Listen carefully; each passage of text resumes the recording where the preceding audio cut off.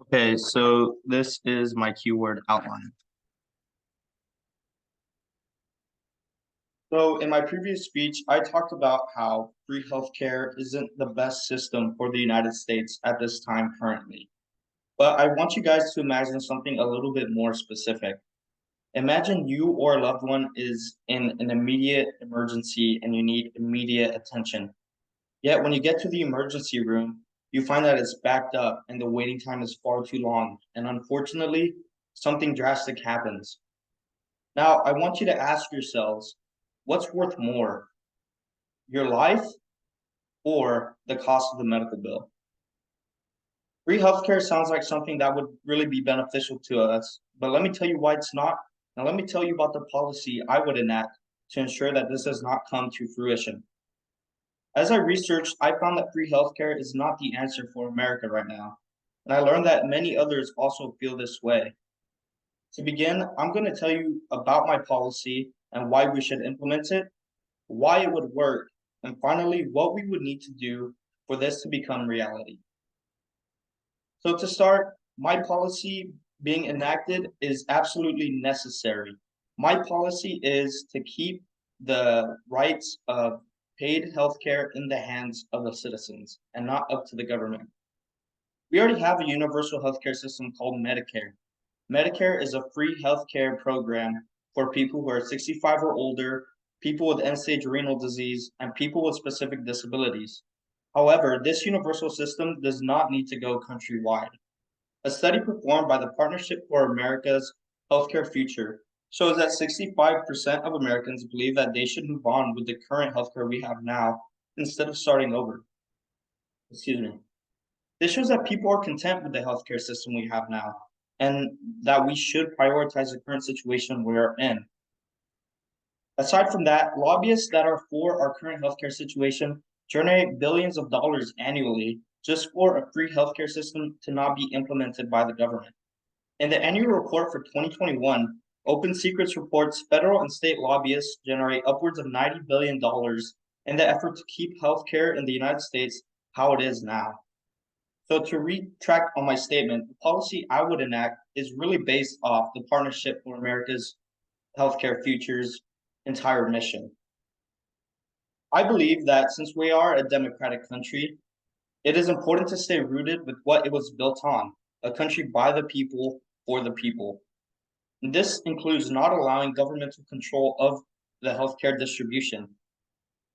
I feel like the entire public being in the same plan would not work at all. Based on the Partnership for America's Healthcare Future website, a reported 68% of voters are unwilling to pay more taxes in the cause of free healthcare. This is because we live in a free market economy, and as taxes would increase, more people would actually not benefit from it. To move on to why it would work, not everybody can agree on everything. The United States population is far too individualistic. So to go on to that, if not 100% of citizens can agree on what president we should vote for, how would 100% of citizens agree on what healthcare plan we should use? The United States cannot afford to go on a universal system for the entirety of its citizens for the following. And the website healthpovertyaction.org, an article states that the universal system would cause medical inefficiency and underfunded resources. As I previously mentioned, my policy would take that right out of the hands of the government. I feel like it should really be in the hands of the citizens since they are the ones being directly impacted from it. Many feel like healthcare is a right for the people and not for the government. Whether it is annually, 4 years, or even 10 years apart, I feel like there should be a poll where American citizens could sit, gather, and vote on whether healthcare should be paid or not. It is an important decision that the people will choose to participate in for their futures. Since our elections are decided for the people, why not do this with specific policies or laws? I believe that keeping the decision of healthcare strictly in the people, excuse me. I believe that keeping the decision of healthcare strictly to the people is the answer, as majority of paying healthcare users feel like it shouldn't be free for everyone in the first place. So the question that remains is how this would happen and what we would need to do to make it happen. First of all, it is important to recognize why this policy is vital to our situation. In an article posted by American Hospital Association, the author states, society does view healthcare as a need, as about 90% of people are insured by it anyway, with an annual increase of up to 20 million people a year. This demonstrates how paid healthcare is important and how people are more than happy to pay it. One of the most important parts is funding. Our country is already trillions of dollars in debt, and when money becomes tight, taxes go up and medical efficiency goes down. And that would directly be the case with a free universal healthcare system. People believe that it should be a right and it should remain up to them, and that is what I believe as well. More than certain, people would retaliate if put into a pen, being forced to do whatever the government makes them do. To show how strongly the American people feel about this, author Atul Gawande states in the article, "Is healthcare a right?" by the New Yorker. A right makes no distinction between the deserving and undeserving, especially when it comes to decisions made by the government.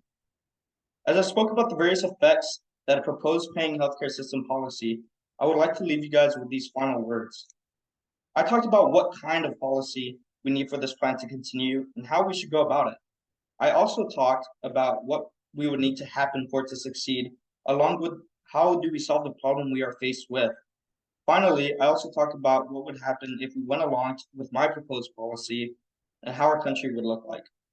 I talked about how my policy keeps the choice in the hands of the people who receive healthcare and how it would be extremely beneficial and necessary to remain a stable country.